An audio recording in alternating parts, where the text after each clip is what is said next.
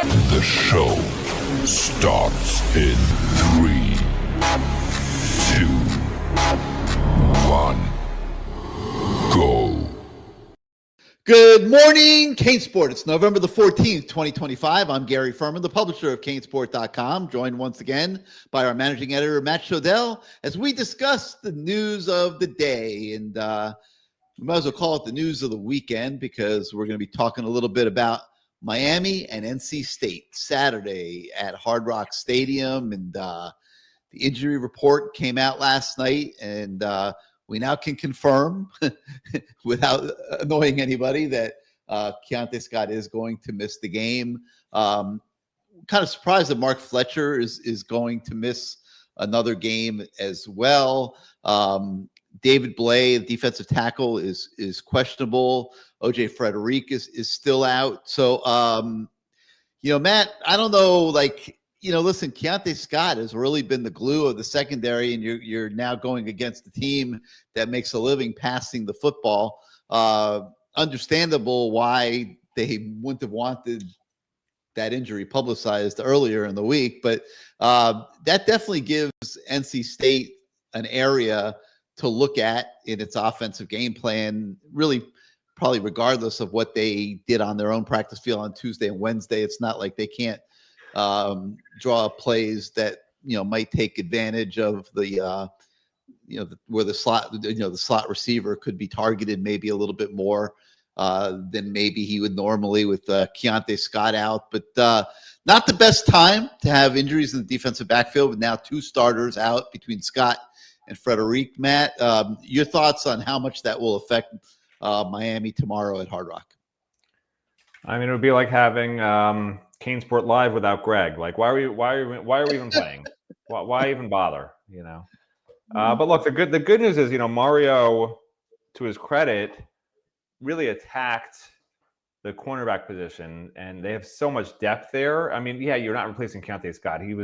Him and Ruben Bain and Keem Messer clearly were by far the three best defensive players on the whole team all year. But I think with Xavier Lucas, with Damari Brown, with Ethan O'Connor, with Jadaeus Richard back, although he's going to be rusty, there's enough there that they'll be okay.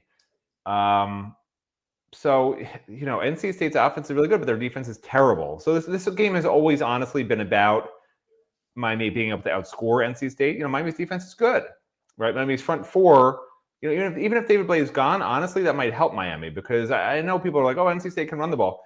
But NC State wins the game through the air and with their quarterback run plays. Like, that's it. And Miami might be better off with the lighter, with the Armando Blunt, Justin Scotts of the world at defensive tackle versus a slower David Blay, because they're able to chase guys down. They don't necessarily need to be stout at the point of attack. They need to be agile and reactive at the point of attack with the way NC State runs its offense. So I don't think, if Blake can't play, I don't think it's a big deal, other than the rotation takes a hit when you have the backup in. But the defensive ends should be able to set the edge, should be able to control that. A lot of this is going to be about game planning. You saw Notre Dame held NC State to one touchdown the whole game, and they did it mainly by rushing four and staying in their passing lanes.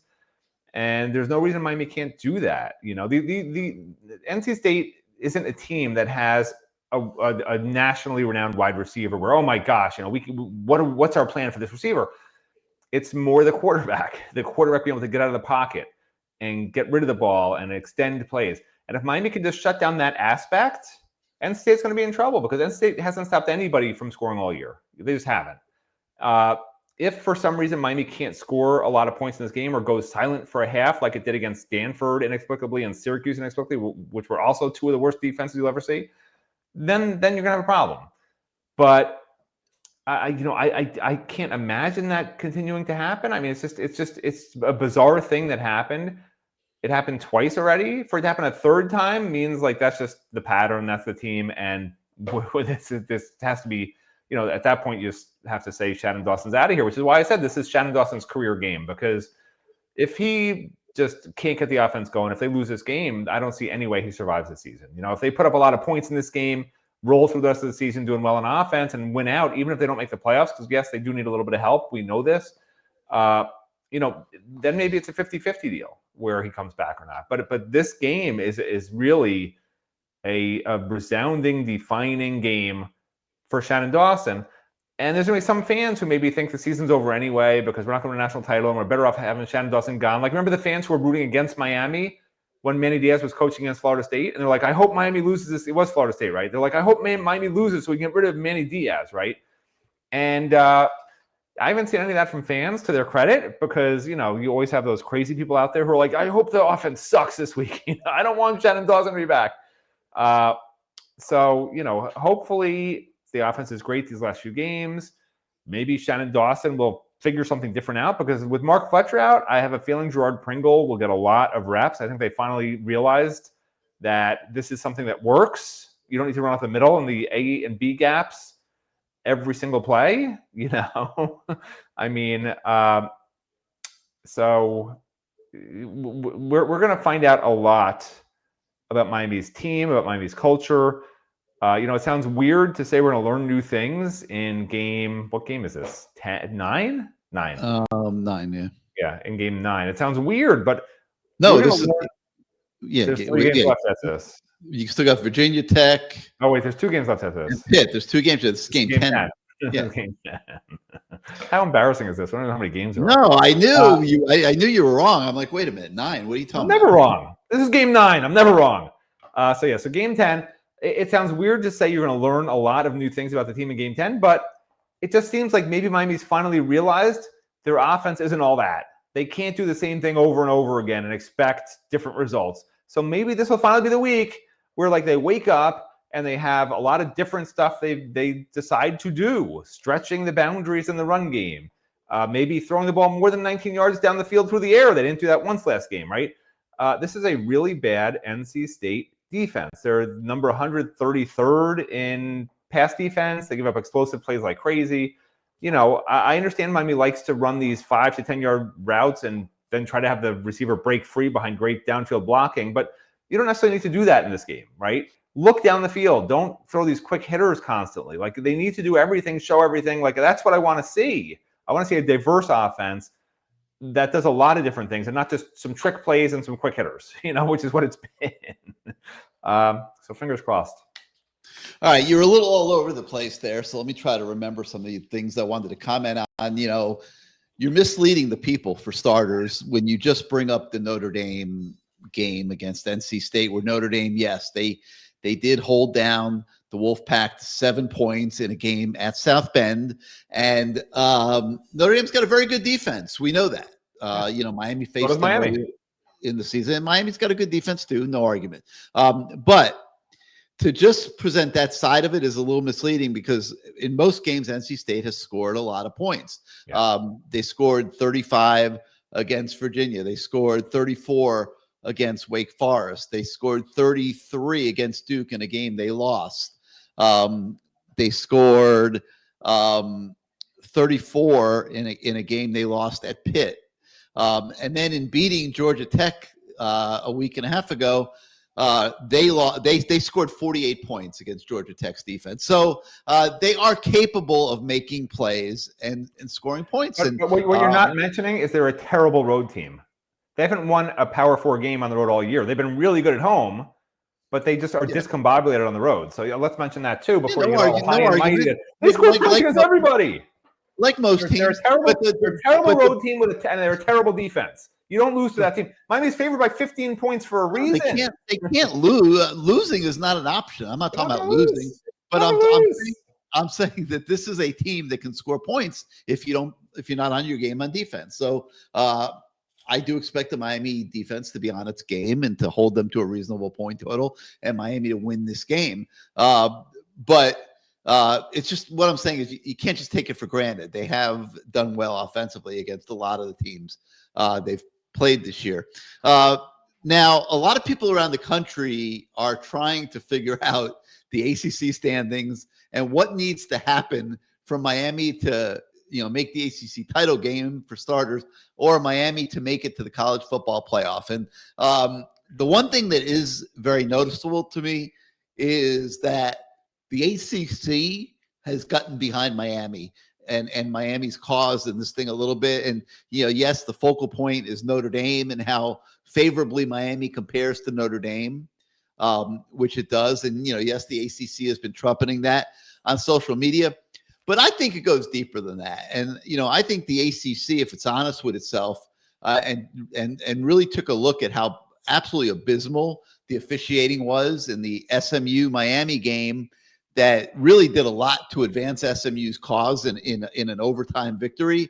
That they realized they might have screwed the pooch a little bit here with their best team. I mean, I'm just gonna flat say it. Miami is the best team in the ACC this year, and it's not, and that's not where they are in the standings, and where they are in the rankings.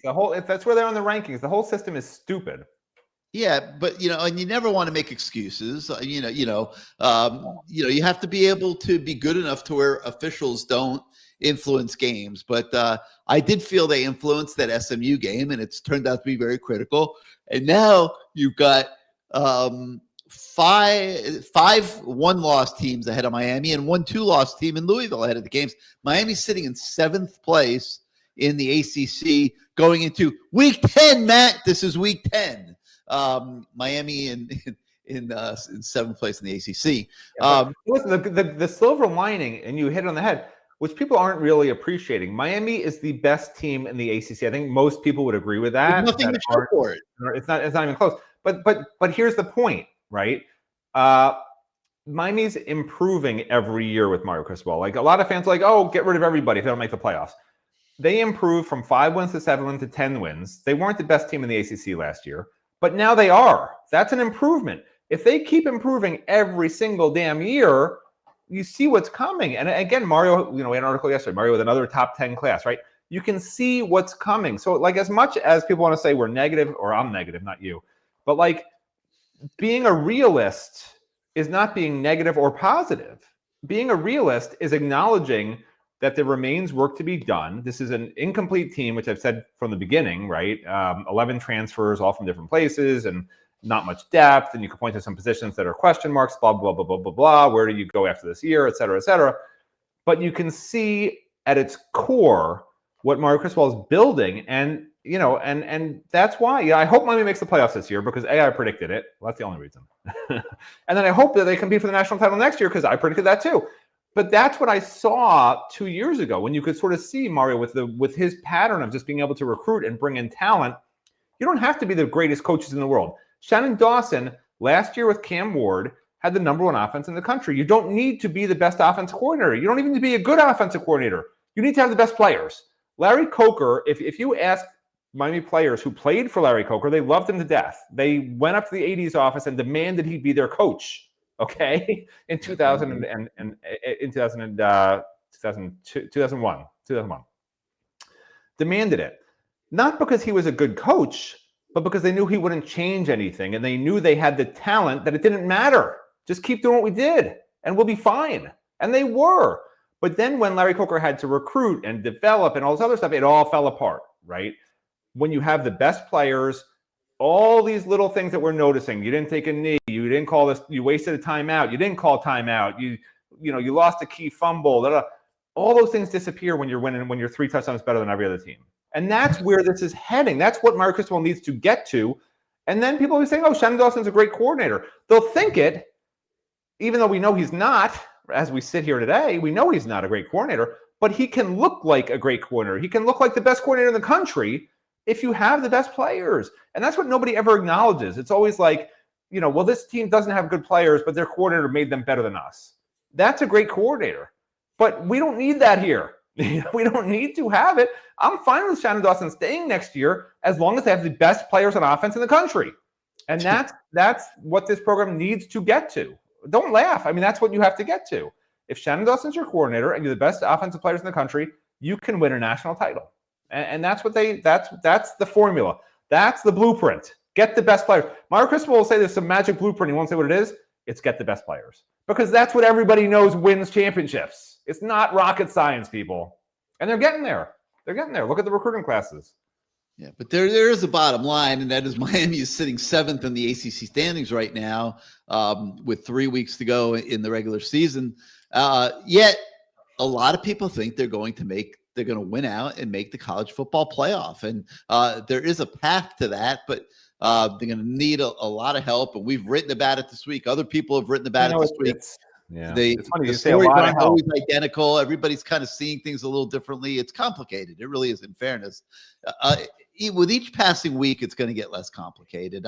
That's why I counsel everybody, don't even worry about it till the week of the Pitt game, because it really doesn't matter. Can I just reiterate that there's only a few things they need to have happen besides winning out, right? Only a few things. They need some fans who don't watch the show regularly, just so you know, they can't finish 11th or 12th. They have to finish 10th or higher. And the reason being, these automatic bids for conference teams, even if the ACC is not in it, there's going to be either 2 Power 5 teams or a Power 5 team and an ACC team that are automatic bids, because Miami, mathematically, I mean, their chance to make the ACC title game is almost negligible, right? So assuming that's out, they need to be 10th. And right now, they're 15th. So do some math, and 5 teams ahead of them need to get out of the way. And maybe if Miami finishes... Or they need to get moved past somebody. Yeah. Right. Or if Miami finishes 11th and Notre Dame stays at 8th or something, maybe there could be a conversation, although I doubt it, but we'll see. But Notre Dame is playing its last tough game this weekend against Pittsburgh, and they're favored by 12.5.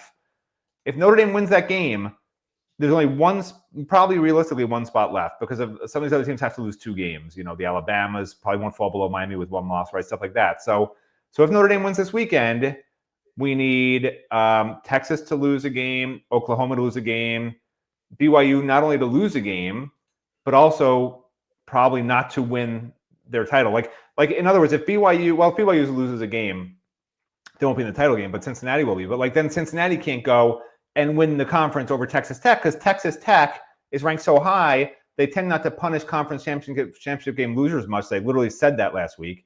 They're not going to fall below Miami. So now Miami is out if Notre Dame's in, right? So we have to have Texas Tech win that league title also, right? But BYU should probably needs to lose another game also, because they're number 12. So they could lose in the title game. They could lose to TCU this week. That's a close line, whatever. And then Utah is 13th. Miami's 15th. And now they just appointed the Utah athletic director to be on the board for the CFP. They literally just appointed him yesterday, which he'll have to recuse himself. But you know how this goes. There's no way in hell he's going to let his team, if they finish undefeated, if they run the table the rest of the way, and Miami runs the table the rest of the way, there's no way his buddies on the board, he's going to let them just say, oh, well, we're going to flip-flop you with Miami because, people are mad. They think Miami's better than Utah, and now he's on the freaking board. These are his buddies now. Like, are you kidding me? So that sort of sucks. So now Utah probably needs to lose. They're favored by 7.5 at Baylor, and they have 2 easy games the last 2 weeks, I think Kansas and Kansas State. And then Vanderbilt has a bye. So if Miami wins this week, they might pass by Vanderbilt. Like Vanderbilt, I think Miami could pass by just by winning out, honestly. But now Utah could be a problem. So my biggest concerns right now, honestly, are Notre Dame and Utah. Because I'm not sure, they both have easy roads to win out. And I'm not sure now that Miami will pass Utah. I was somewhat hopeful that they would if they ran the table and looked good these last few games. But now they put the freaking Utah athletic director with all his buddies on this freaking CFP committee. I don't know how that works. I don't know that that's going to work. My advice is just, don't even worry about it right now. Give it another couple weeks. Let some of these teams lose. Let things shake out a little bit. And then the week of the Pitt game is when I would really start worrying about the rankings and whether Miami, if with a win at Pitt, can go to the. So I don't have to write any more stories about the CFP stuff. This is great. We have to because some people care. But I honestly think I honestly think people should wait, man. It's too complicated and too many what ifs, and it's better to just wait till the last week and see where things stand then. But we will provide people want to know who to root against, just so you know. They want to know who to root against. We will provide the stories with no question we will. But I just find the whole thing just way too convoluted, quite personally. And listen, the bottom line is Miami blew it. They could have controlled their own destiny this year. They had a team good enough to do it, and they didn't. But now they're scrambling, and hopefully they could scramble and end up in a good place, and not back at the Pop-Tarts or Gator Bowl. But we'll see on that front. All right, there's more stuff for us to talk about today on the show. But first, I want to take a moment to talk about Caneswear, your ultimate headquarters for all your University of Miami merchandise needs. You got a home game this weekend, which means you could stop at Caneswear on your way to the stadium at 2655 South University Drive in Davie. They will hook you up with whatever you need not just for the game, but for the weeks and months thereafter. You got Christmas shopping coming up. They can hook you up with plenty of items for stockings, stocking stuffers, and friends, and significant others, and children, and all that. So highly recommend that you guys check out CaneSport here this week on your way to the game. Let's take a look at Caneswear. Welcome to Caneswear. New store, new items, same great experience. Family owned and operated since 2010, Caneswear has the latest merchandise from the Miami Hurricanes, Miami Dolphins, Florida Panthers, Inter Miami CF, and more. Come visit us at our store in Davie on University Drive, just south of 595, or online at caneswear.com. Caneswear, the spot Miami fans shop. Yeah, so men, women, kids, babies, pets, whoever you want to dress up in Canes gear, you can get taken care of at Caneswear. So remember the address, 2655 South University Drive in Davie. It's about 15 minutes north of Hard Rock Stadium, and they'll be open on Saturday morning. You could stop by on your way to the game. There's some different food establishments there in the same shopping plaza. You can load up on your tailgate food. If you need tables and chairs, Caneswear will even help you with that. So 2655 South University Drive in Davie. If you can't make it to the store itself, you can always shop Caneswear 24/7, 365 at caneswear.com. All right, some other stuff on the website today. We had a chance on the Lamar Thomas show this week to spend about a half hour with Joe Etchavaria, the University of Miami president. And man, if you guys didn't get a chance to watch it, I highly encourage you to take a look at it. It's on the website today. I wrote a column about Joe's segment on the show that you could check out. And he's just a real unique character, man. And it's like, this is not cookie cutter you in any way, shape, or form. The days of the, Tad Foote, Julio Frank, hardcore academicians holding up residents in the president's office at the University of Miami are clearly gone. Joe Etchavaria is a hybrid kind of guy, man. He brings a different approach to the presidency than anything we've ever seen before. And if you read my column that's on the website today, you'll get a really good inside feel for Joe. And I said it on the Lamar show the other night. I mean, I'm not going to say he's single-handedly responsible because that wouldn't be fair, but him and a small group of others that are funding the football program and funding the athletic program are absolutely the ones responsible for the fact that Miami has been able to remain competitive in college football now and looking into the future. And had they not done what they've done, Miami would be on the outside looking in. There's no doubt about it. I mean, there wouldn't be any 10-win seasons. There wouldn't be any debates about whether Miami belongs in the college football playoff or anything along those lines. It would be a pretty bleak situation if these guys weren't delivering. So I highly encourage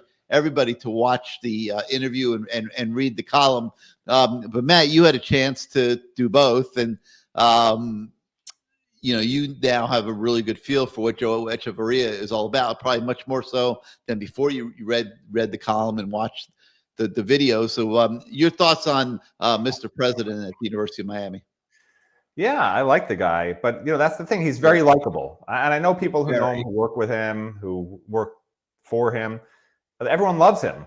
But what's funny is he doesn't strike you as the president of the university. Like Julio Frank, he's like Joe. Like when you think of somebody who's named Joe, that's him, right? Like a friendly, every guy type of person. Usually when you think about a university president, you think about an academic who's stuck up and just sort of like very bookish and all about the professors. This guy is so amped up during basketball games that if it's a close game, he can't stand to watch it. He gets too tight, and he goes in the back and starts doing pull-ups, on the staircases. I mean, and he's so personable. So it's really interesting to me. He's almost more like a fan than a president, which I think is great because remember, we've been through this before. I think when I first started for CaneSport back in the 15th century, it was Tad Foote was the president and Paul D was the athletic director. And We've been through Donna Shalay. Like, we've been through a lot of presidents here who butted heads with Jimmy Johnson and butted heads with Butch Davis, and honestly butted heads with every single coach that's ever been here. This is, I think, the first time I can ever remember, and probably Gary too, where it's just synchronicity. Yeah. Mario Cristobal. They're aligned for sure. Yeah, Mario Cristobal is not going to have any issue. If he goes and asks for something, he will get it. It won't be like, no, we need 3 new professors for the English department. We can't afford to give you a new quarterback. It's like, yeah, we're going to fire 18 professors. You can get whatever quarterback you want next year, coach. Like, that's where we're at. Damn it, and I love it. But he's not firing professors to get a quarterback. But the point's taken. Like, he'll do whatever it takes to help the Athletics. And the case in point is he takes it personally. He's like, my coaching hires, my this, my that. Volleyball team. He called it my volleyball team. Right. If you watch it, he's personally invested. It's not university. Like, a normal president would be like, the university wants the best, and therefore this dude's like, I hired that guy, and he better do well. And he kept using the word glorious. It's glorious. I mean, he goes to almost every game. He goes to almost every game of every sport. If it was a drinking game and you had to take a drink every time you said glorious, you'd you certainly would be in the hospital with alcohol poisoning. And if you were drinking water, you'd probably have drowned. But it was a glorious interview, because it's glorious to see a guy who loves the program, who's passionate about the program, who didn't come from Wisconsin, who didn't come from some health whatever like Julio Frank did. This dude is all Miami, all Hurricane, all fan. Is superstitious. He does whatever players tell him wear black every game. He wears black every game. Come out last in the smoke. He comes out last in the smoke. He's got his own locker, holding players' helmets, letting them carry him around in the locker room. He mentioned Matt McCoy was carrying him around in the locker room. I mean, like, what president lets you do this? What president does this? It's such a breath of fresh air. I love it. Yeah, it really is. And he like Matt said, he has a locker in the locker room. He runs through the smoke with the team, and he's always I think he's on scholarship. He walks through the smoke. He thinks he's on scholarship. I think he's going to try to play this week because they got so many players out. He would probably love to if he could, but he's a really special guy, and make sure you guys check out the story and video that's on the website today. I don't think you'll be sorry in that regard. All right, some other stuff that we have on the website. We have our from the other sideline. I do have to correct. I have to correct one thing. He did make one glaring mistake. He called you a distinguished alumni, okay? And that really put me off. And I'm like, who does this guy think he is? Calling Gary Ferman a distinguished alumni? Is he kidding me? So hopefully that was just a faux pas. I already sent him an email to make sure it never happens. I already sent him an email to make sure he never says that again. Okay, so we have our from the other sideline item on the site today. It's where you get to find out what the other coach and players are saying about the game. So make sure you check that out. We have a story with Ruben Bain, who's going to be under the gun a little bit more here. The whole key to this game, in all honesty, is the Miami defensive line's ability to put pressure on CJ Bailey. They're going to get after him. NC State is not a great running team. They're going after CJ Bailey. That's going to be the Miami defensive game plan.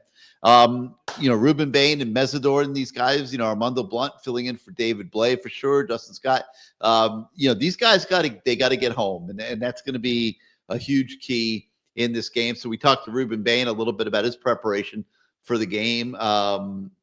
We've got a few recruiting stories on the site on Isaac Chukra, the recent Miami commit. We talked to his coach about exactly what Miami is getting in Isaac, so make sure you check that out.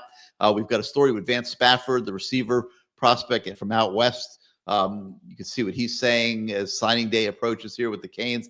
And another receiver who I really like the tape on is Milan Paris, another Miami commitment. We got a story on him on the website today as well. But that's going to conclude it for Good Morning CaneSport. Relatively short and simple Friday for you, but don't let it diminish how big of a weekend this is for the Miami Hurricanes. Got to get the job done against NC State. Got to do it impressively because, yes, style points do matter at this time of year. Hopefully the Canes get it done. I know a lot of you guys are going to be out at the Rock on Saturday afternoon. We hope to see a bunch of you out there. don't forget to stop by Caneswear on your way. So for Matt Shodell, I'm Gary Ferman. Thank you so much for joining us, everybody, and we will see you next time.